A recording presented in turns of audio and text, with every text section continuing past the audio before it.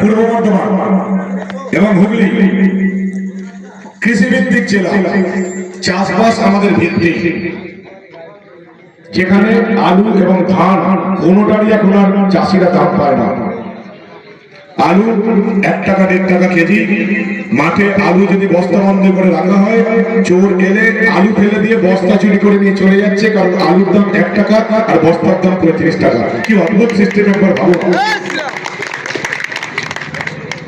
আপনারা জানেন, এই যে শহরের মানুষ, বর্ধমান বলুন, চন্দননগর বলুন, কলকাতা বলুন, শহরের মানুষ বিশ্বাসই করে না যে আলু চাষিরা আলুর দাম পায় না।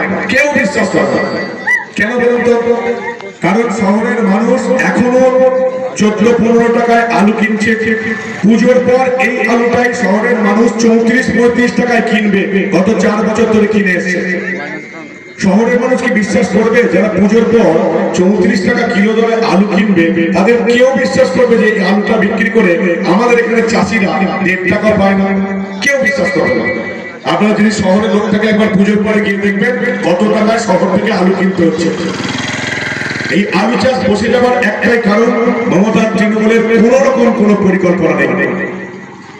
যারা আমার খবর দেখেছেন, আমার প্রতিবেদন দেখেন, একটা কথা আমি বারবার বলি, এই রাজ্য সরকারটার একটা পাড়ার ক্লাব চালানোর যোগ্যতা নেই।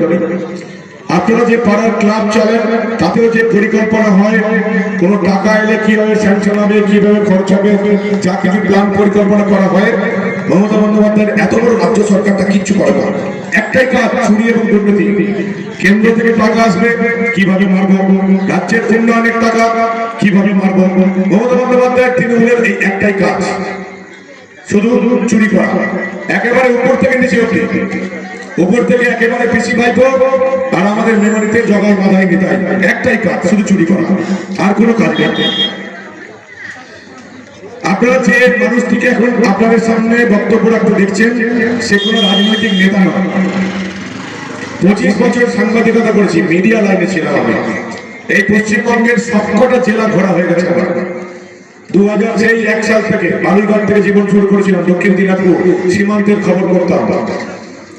তারপরে এলাম আসানসোল, দুর্গাপুর শহরে কয়লাঞ্চলের খবর করতাম।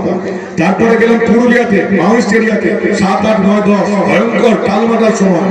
পুরুলিয়া, বাঁকুড়া, মেদিনীপুর, সেই মাওয়িস্ট এলাকার খবর করতাম। 2010-এর পর কলকাতায় গেছি।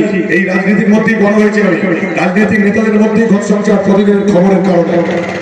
25 বছরের এই সাংবাদিকতার কেরিয়ার ছেড়ে আমি এই মুহূর্তে রাজনীতিতে নেমেছি। আমার এই ভোটের সময় এখানে এই 40 ডিগ্রি টেম্পারেচারে মানুষের কাছে গিয়ে গিয়ে প্রচার করা, রাজনীতির নামার কোনো দরকার ছিল না দাদারা, কোনো দরকার ছিল না। যথেষ্ট ইনকাম ছিল আমার, প্রচুর স্পন্সর ছিল আমার নিউজ চ্যানেলে। আমাকে যদি আপনারা এখানকার এমএলএ করেন, যে টাকাটা সরকার আমাকে মাইনে দেবে, তার প্রায় কোন টাকা আমি রোজগার করতাম। তারপরে মাঠে নেমেছি, তার কারণ হচ্ছে এই বস্তা পচা সিস্টেম, এই ঘুম ধরে যাওয়া রাজনীতির পরিবর্তন করার জন্য।